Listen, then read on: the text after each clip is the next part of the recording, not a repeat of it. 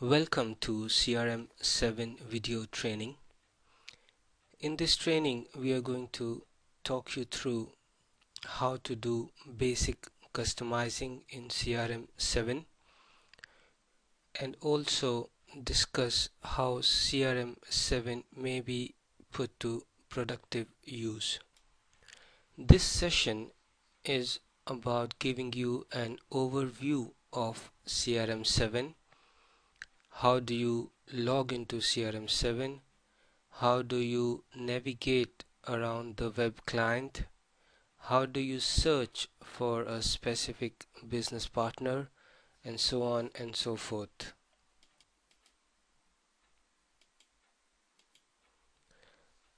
The usual copyright notice. Kindly do not make any unauthorized copies of this material. This gives you an overview of the whole course content. We will cover 12 topics in this course, starting with this one, which is about the CRM 7 overview. Then we'll go on to account management, which teaches you how to manage the business partners within CRM, how to do their customizing settings, and how to enable them to be transferred to the backend ECC system.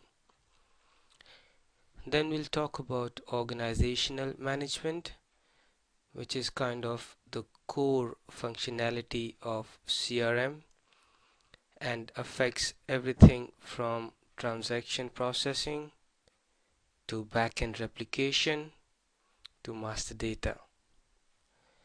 After that, we'll talk about product master, which after customer master is probably the most important master data within CRM.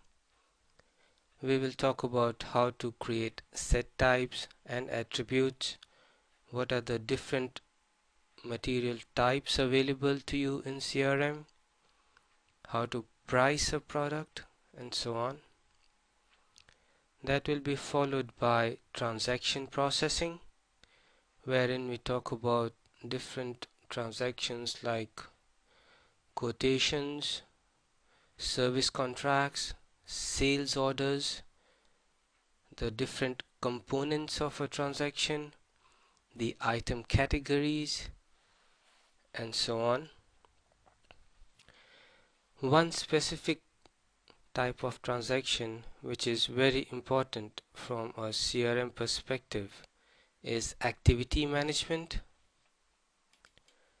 And in this session we will talk more in detail about what are activities, how are they used in a live environment, and how do you customize them. Then we'll move on to partner processing, which talks about the various business partners within a transaction. How do you configure them? How do you ensure that the right partner is selected in the right transaction? Another important topic and unique to CRM is actions. With the help of actions, you can automatically trigger, for example, an email to a customer, a printout, and you can even create another transaction in the background. An example being, if a customer's contract is coming to an end, the system can automatically trigger an action to remind them about the renewal. Then we move on to pricing and see how you get the right price for the right customer within a transaction. How do you calculate the taxes accurately, give the right discounts, and how you exchange condition types within the SAP landscape. So with mobile clients, for example, with the backend ECC system, etc. CRM billing will be covered after that.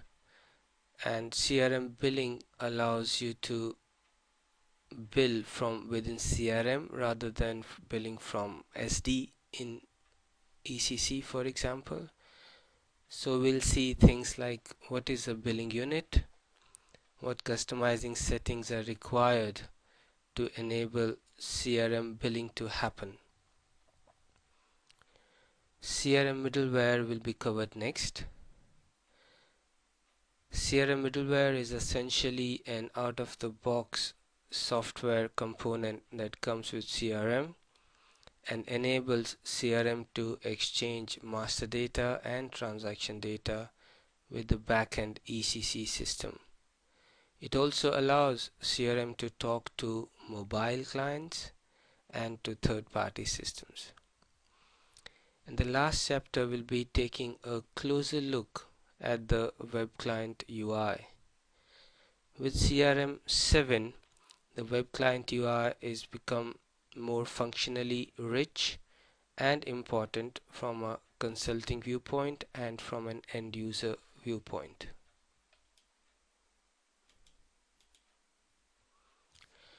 To start with, let us look at the architecture of SAP CRM. Where does CRM fit into the larger SAP landscape as well as the larger IT landscape within a client? The SAP CRM system is a key part of the business suite and contains a central CRM server that can be used to access the system via multiple channels. The CRM server can also be connected to the other systems. The CRM application is fully integrated with the backend ERP system, also called the ECC system now. It is connected to the BI system, which is the business intelligence or business warehouse system, and it is also fully connected to the SCM system, which is the supply chain management used for availability checks and demand planning.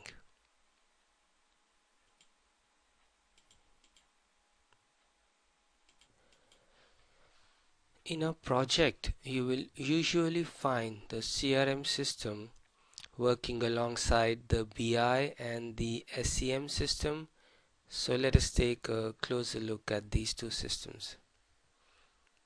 CRM middleware is the primary device for the data exchange between the CRM system and the connected ERP system. On the ERP side, there is a plugin installed that takes the data from the CRM middleware and transforms that into data that ERP can understand. The data exchange normally includes an initial transfer of customizing data, master data, and transaction data to the CRM system. That is followed by a delta reconciliation of the master data and transaction data in both directions. This enables the data to be consistent throughout the SAP landscape. With the CRM web client being so functionally rich, one may ask the question, what is the role of the SAP GUI? SAP GUI is essentially used for administrators and for customizing activities. For end users, SAP recommends the use of web client only.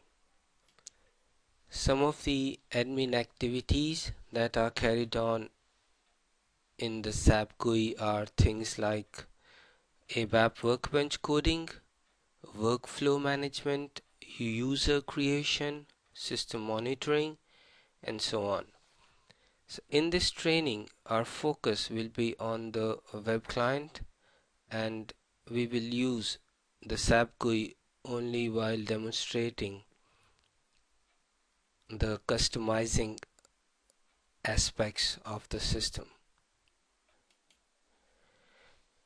Another question commonly asked by people who are new to SAP is, what is customizing and how is customizing different from coding?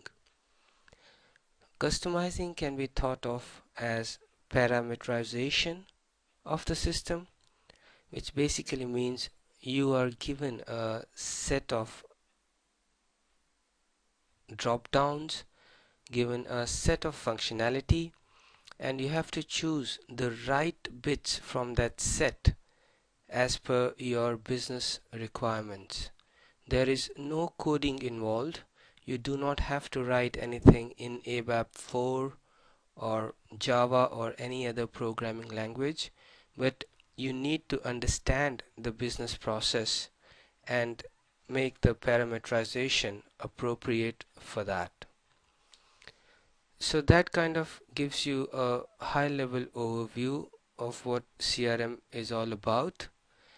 Let us now look at the actual web client and try to navigate through the web client by logging on to the SAP GUI first, and also have a look at certain features and functionalities of the web client.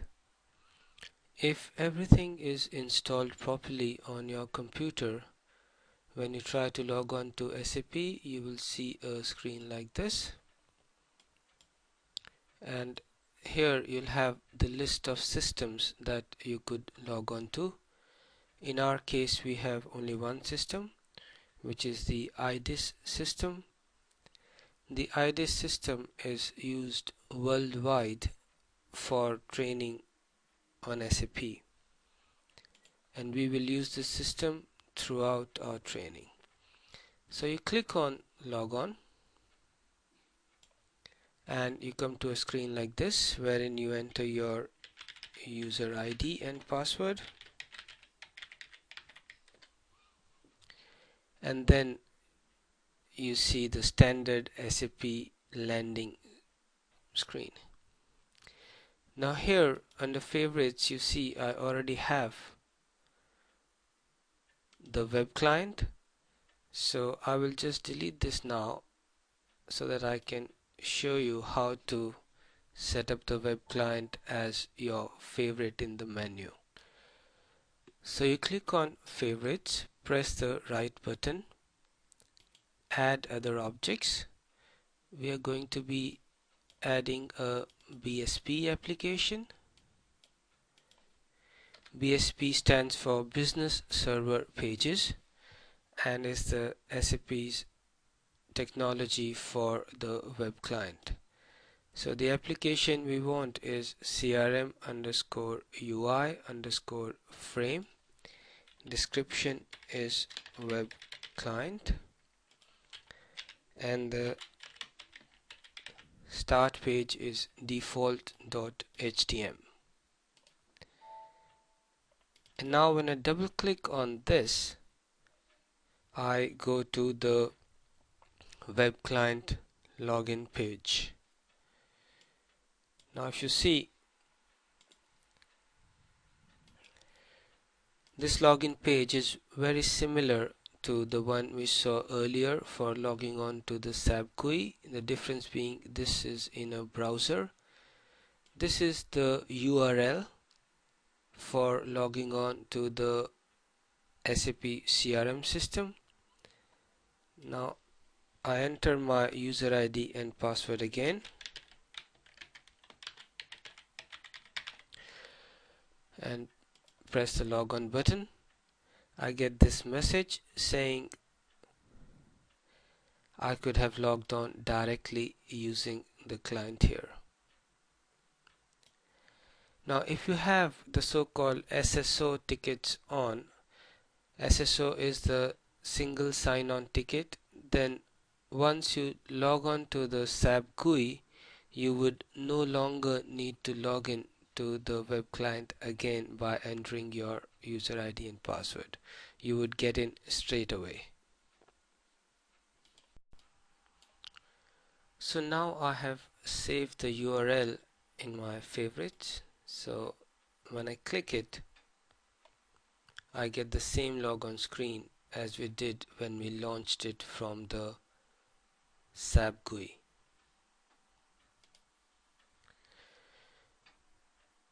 Now after logging in successfully, what I see is this whole host of business roles, and CRM is asking me to select one of them. Now typically in a live system, a user would be presented with one or a maximum a couple of roles to choose from. Now we are seeing all the roles because of a special setting that we have made. We can have a look at this setting in the SAP GUI. So I go to the user maintenance using transaction SU01,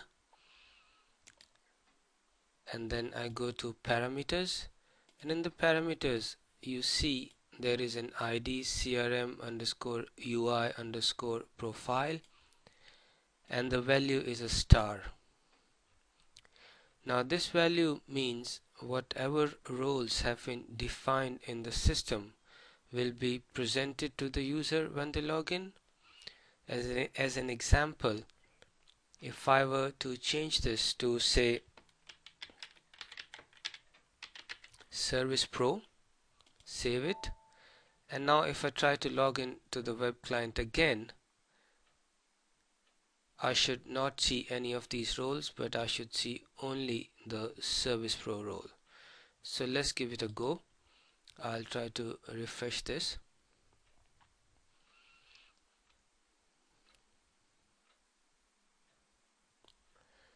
So the CRM system is being restarted, and I am directly into the main screen of the web client UI. Now the system did not ask me to select any role because it assigned to me the role directly from my user parameters. Now if I want to make sure what role have I logged in as, I go to personalize,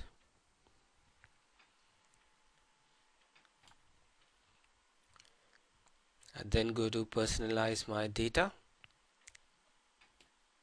and this is where I see that I'm logged in as a service professional. Now for our purpose we will need to access a couple of roles, so we will just reset our setting to what it was originally. So we're back again, and we get the message that we have logged this user because on the web client we are already doing some personalization settings. So we say OK, and now that message has not come because on the web client we are out of it. I replace it with a star, save, go back to the web client, and now if I refresh this again,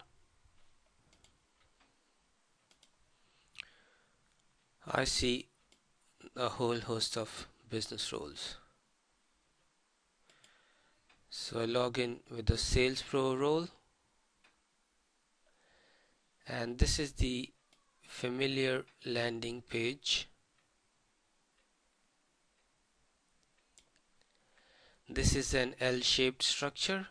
On the left hand side you see the navigation bar with its different links, and on the top you see various URLs linking you to Help Center, System News, Personalize, and so forth. So let's see now how we can adapt the web client UI to our requirements. So I click on Personalize like I did before, just to confirm the role I am in, which is Sales Professional. If I click on Personalize the layout, currently I have a skin called Nova, which is the default, but I might want to change it to say New Hope, and lo and behold, the skin has changed. I can alter my text size, and there are different performance settings. So we will not save anything right now, but we will have a look at other settings. So let us now try to personalize this navigation bar here.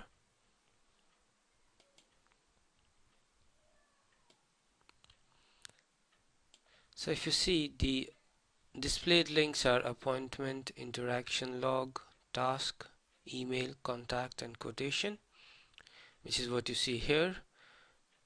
If I were to add lead and opportunity and save, hopefully these two will appear together with the others on the left hand side navigation bar. So there you see lead and opportunity. Some other settings, I can choose my date format, my time format, and my decimal notation, for example. This section is about groupware integration. Basically, your calendar in CRM can be synchronized with your Microsoft Outlook or Lotus Notes calendar, and these are the settings for that. You can also set up your favorite CRM links. So let's have a look at some navigational elements that a user would typically use. So account management, let's try to search for an account. This is the search criteria. We can search for corporate accounts, individuals, or groups. These are the three different kinds of business partners available in CRM, and we will learn more about these in the chapters on business partners. So let me choose Mega Store. I do not know the initials for Megastore, so I'm using a wildcard asterisk Megastore. So the system should now return all the accounts which have their last name as Megastore. So I hit on the search and I get a list of 66 accounts.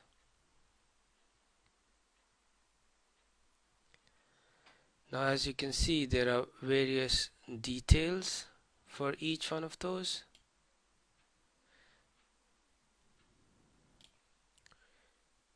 And if I want to see more fields without moving from this screen, I again can personalize.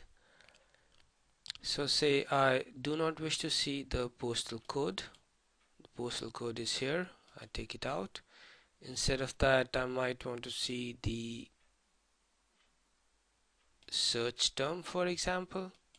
I move it to the displayed columns and I save, and here I get the search term and the other field is disappeared.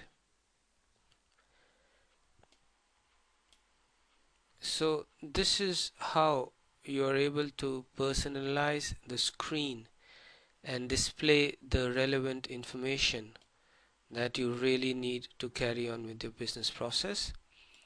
Now I've clicked on the Excel button here. This essentially allows me to save this result list, these 66 accounts, into an Excel sheet for further manipulation or for sending it on to another part of the business. The chart button helps me do a quick analysis without having to use any external BW reports. So if I press on the chart button and I scroll down, I'll see the information displayed as a chart from the table.